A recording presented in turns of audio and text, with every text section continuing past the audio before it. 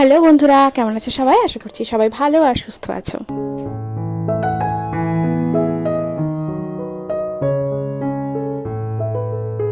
আগের ভিডিওতে তোমরা দেখেছিলে যে আমি 3টের দিকে সমস্ত কাজবাজ শেষ করেছিলাম স্নান টান করে, আর তারপরে রান্নাও কিছু করিনি বলে খাওয়াও হয়নি। তো বর এসেছিল, ও এনেছিল ডোসা, মশলা ধোসা, আর তার সাথে হচ্ছে আইসক্রিম। আমি ওকে আইসক্রিম আনতে বলেছিলাম, ও আমাকে জিজ্ঞাসা করেছিল কী খাবে, তো আমি ওকে বলেছিলাম আইসক্রিম।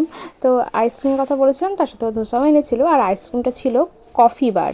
ভীষণ ভালো খেতে লেগেছিলো, আমুলের কফি বার। আমি এটা ফার্স্ট টাইমই খেয়েছিলাম।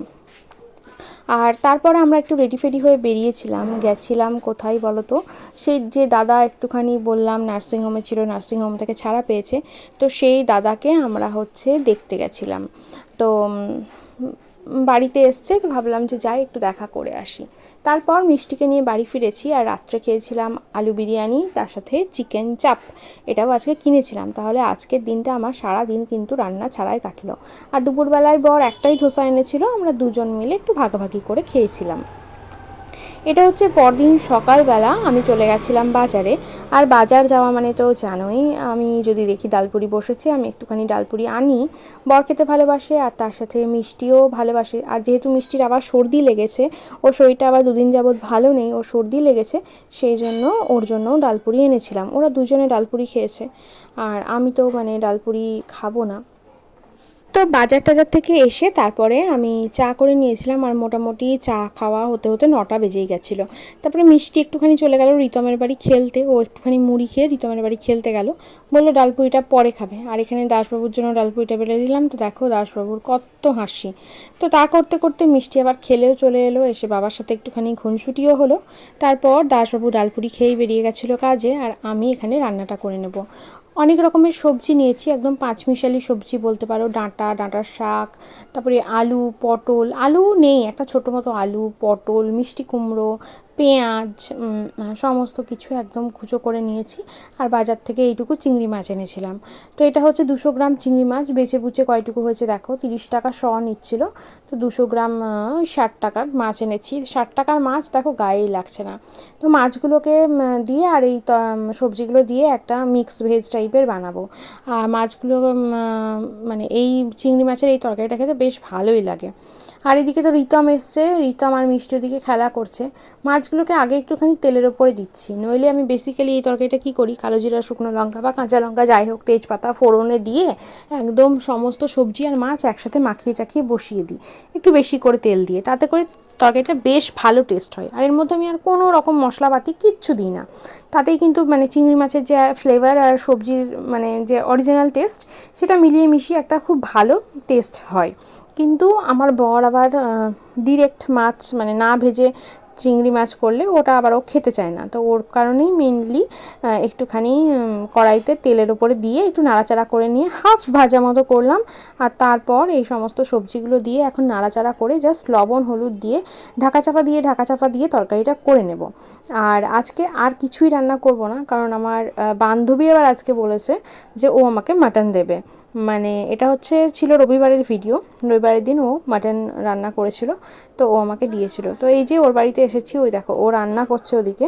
আর আমি যে চিংড়ি দিয়ে সমস্ত সবজি দিয়ে তরকারিটা করেছিলাম, সেই তরকারিটা আমি একটু নিয়ে এসেছি ওদের বাড়িতে। ও খায় না, ও চিংড়ি খেলে আমার বান্ধবীর অ্যালার্জি হয়, তো আমি কাকু কাকিমার জন্য একটুখানি করে এনে নিয়েছি। আর এই যে এখন ও মাংস রান্না হয়ে গেছে, ও তুলে তুলে রাখছে, যেগুলো তুলছে ওগুলো আমাকে দেওয়ার জন্যই তুলছে। তো তারপরে তো মাংস টাংস নিয়ে গল্প টল্প করে বাড়ি চলে এসেছিলাম। বাড়ি এসে খাওয়া দাওয়া করতে করতে বিকেল। মাংসটা খাইনি দুপুরে, ভেবেছিলাম যে দাসবাবু রাত্রে যখন আসবে তখন রাতেই খাবো। আর দুপুরে ওই জন্য সেরকম কিছু খাওয়া দাওয়া হয়নি। তারপরে একটু চলে এলাম বলতে রেডি হয়ে গেলাম একটু আমার কাকিমার বাড়ি।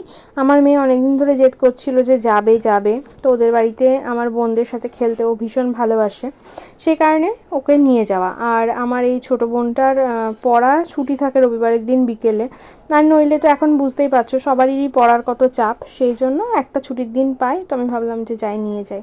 তো এখানে ওরা দুজন খেলা করছিল, অনেকক্ষণ খেলা টেলা করে তারপরে ফিরে গেছি বাড়িতে। আর বাড়িতে এসে ওর মাংসটাতে একটুখানি কাশ্মীরি মির্চ দিয়ে আমি গরম করেছি, তার ভাত বসিয়ে দিয়েছি, দিয়ে দুইজন মিলে খাওয়া দাওয়া করে নিয়েছিলাম। এই ভিডিওটা আবার নেক্সট ডে মর্নিং, মানে হচ্ছে গতকাল সকালবেলা, সোমবারের সকালবেলায় ভিডিওটা। তো এইদিকে দেখো আমার রান্নাঘরটার একদম মোছা টোছা সমস্ত কিছু ক্লিন করা হয়ে গেছে। এখন জাস্ট সকালের যে কাজগুলো, দুধ গরম করা টরা, এই কাজগুলোই আমি এখন শুরু করব। তো চলো তোমরা দেখতে থাকো। আর চ্যানেলে যদি কোনো বন্ধু নতুন এসে থাকো, এখনও সাবস্ক্রাইব না করে থাকো, তাহলে প্লিজ চ্যানেলটা সাবস্ক্রাইব করে দিও।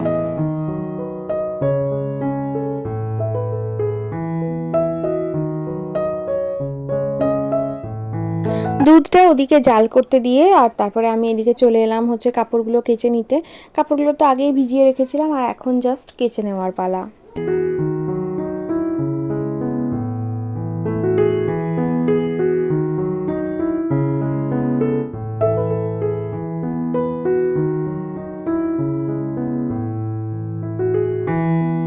আর কাপড় চোপড়গুলো যে ভীষণই টাইপের নোংরা আছে তাও কিন্তু নয়, কারণ এগুলো রোজের কাপড় আর রোজ দিনই আমি প্রায় সার্ফ দিয়ে ধুয়ে নিই। আর এই আমার কুর্তিগুলোও একটু জল ধোয়া করে নেব, হালকা একটু সার্ফের জল দিয়ে জল ধোয়া করে নেব। মানে যে কুর্তিটা আমি পরে 2 দিন গেছিলাম, যেদিন দাদার বাড়ি গেছিলাম সেদিনও এই কুর্তিটা পরেছিলাম, এসে আবার খুলে দিয়েছি। আবার হচ্ছে এটা পরেই আমি কালকে কাকিমাদের বাড়িও গেছিলাম, তো সেটাও একটুখানি সবগুলো আর কি কেচে নিচ্ছে। তো এখন এদিকে কাপড় চোপড়গুলো সমস্ত কেচে কুচে নিয়ে তারপরে আমি যে একদম স্নান করে নেব, স্নান পুজো টুজো সমস্ত সেরে নিয়ে তারপরে চা করব, চা খাবো, তারপরে আবার রান্নার কাজে যাব।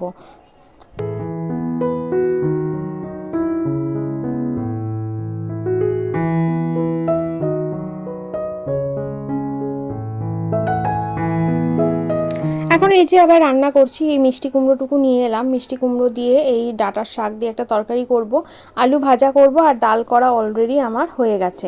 তো এখনও কিন্তু আমার হচ্ছে চা করাটা হয়নি, দেখলাম মিষ্টি বাবা ঘুমোচ্ছে, তো আমি ভাবলাম যে ডালটা এই ফাঁকে করে নিই আর সবজিগুলো কেটে কুটে রাখি। তো এইদিকে হচ্ছে আমার ডালটাও হয়ে গেল, সবজি কাটাকুটিও হয়ে গেল, আর ওদিকে দেখো একদিকে আলু ভাজতে দিয়েছি আর একদিকে চা বসিয়েছি। তো ওটা আস্তে আস্তে আলু ভাজা হতে থাক, আর ততক্ষণ চলো যাই আমরা গিয়ে চাটা খেয়ে আসি। তো মিষ্টিও দুধ খেলো, আমরাও চা খেলাম, তারপর এই যে এখন আবার রান্না করার পালা। আর এই আমার না এই লাল ডাঁটাগুলো, মানে যেগুলোকে কাটোয়ার ডাঁটা বলে বা শাকের ডাঁটা, যেগুলো সাদা ডাঁটা হয় সেগুলোও ভালো লাগে খেতে, কিন্তু যদি ডাঁটাটা একটু মিষ্টি মিষ্টি হয় তবেই ভালো লাগে। কিন্তু এই ডাঁটাটা রান্না করেছিলাম, ডাঁটাটা একদম টেস্টলেস, একটুও খেতে ভালো না। তো এই সিম্পল তরকারিটাও আমি জাস্ট একটু রসুন আর কালো জিরে বা পাঁচফোড়ন দিয়ে করি, আর এর মধ্যে কোনো রকম মশলা দিই না। অনেকে সর্ষে বাটাও দেয়, আমিও ভাবছিলাম সর্ষে বাটা দেবো নাকি, তারপর ভাবলাম কদিন ধরে এত উল্টাপাল্টা খাওয়া হচ্ছে, মানে দেখো সেই দিন রাতে বিরিয়ানি খেলাম, তারপরে পরের দিন হচ্ছে খাসির মাংস খাওয়া হয়েছে, তো ভাবলাম যে না থাক, আর সর্ষে বাটা দিচ্ছি না, এমনিই জাস্ট হালকা ফুলকাই কিছু করে নিই। আর তারপরে এখন কাপড় চোপড়গুলো মেলার জন্য এসেছি, অনেকগুলো কাপড় আমি কেচেছি। আর আমার জানো তো ছাদের যে দুটো দড়ি মাত্র বেঁচে আছে, আর ওইদিকে আরও একটা দড়ি টাঙিয়ে দিয়ে গেছিলো মিষ্টির দাদু, মানে শ্বশুর মশাই। তো সেই দড়িটা না ছিঁড়ে গেছে, রোদে রোদে থেকে থেকে, মানে দড়িগুলোও যেন বেশি দিন টেকে না। তো কাপড় চোপড় মেলতে আর কি একটু বেশি কাপড় হলে অসুবিধাই হয়, সেই কারণে আমি দুবার করে কাচি, সকালে একবার কাচি আর তারপরে দুপুরে রান্না বান্না হয়ে যাওয়ার পর সমস্ত কাজকর্ম মিটিয়ে একবার কেচে একেবারে গা ধুয়ে নিই। তা করতে করতে সকালের কাপড়গুলো আমার কিছুটা শুকিয়ে যায়, আর তখন আবার যাই হোক মেলতে পারি। তার আমার আবার আরেকটা সমস্যা হয়, কাপড় কেচে ধরো রেখে দিলাম, ভাবি যে এই মেলতে যাচ্ছি, কিন্তু দেখা যায় যে মেলতে যাবো এটাই করে যাই, কিন্তু মেলে আসা আর হয় না। তো যাই হোক কাপড় মেলে চলে এসেছি, আর এদিকে আমার রান্নাও মানে কমপ্লিট হয়ে গেছে। আর এখন ভাবলাম এই ঘরে যে কাপড়গুলো রাখা আছে, মানে আগের দিন বিকেলে জাস্ট তুলে রেখেই আমি মিষ্টিকে নিয়ে কাকিমার বাড়ি চলে গেছিলাম। আর কাকিমার বাড়ি থেকে ফিরতে ফিরতে প্রায় 9:30 বেজে গেছিলো, 9:30টার সময় এসে আবার ভাত বসিয়েছি, তারপর মাংস টাংস গরম করেছি, একটুখানি তরকারিটা গরম করেছি, যে তরকারিটা দিনে করেছিলাম। তো সেই সব মিলিয়ে এগুলো করতে গিয়ে না আমার আর মানে বাকি যে গোছ গাছ এই সমস্ত কাজগুলো করে ওঠা হয়নি। তো ভাবলাম যে এখন টাইম আছে, হাতের হাত করে নিই, না হলে মিষ্টিকে আবার ধরো পড়াতে আসবে বিকেলবেলায়, তখন মানে তার আগে আমাকে ঘরটা পরিষ্কার করতে হবে। তো সেই কারণেই আর কি এই কাপড় চোপড়গুলো গুছিয়ে নিচ্ছি।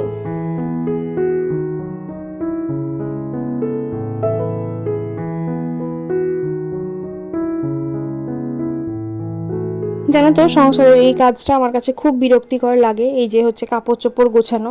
আরেকটা কাজও বিরক্তি লাগে, সেটা হচ্ছে মশারি টাঙানো, ওই ঘুমানোর আগে মশারি টাঙানো। তবে এখন আর ওই কাজটা নেই, মশারি আমরা সেরকম টাঙাই না বলা যায়।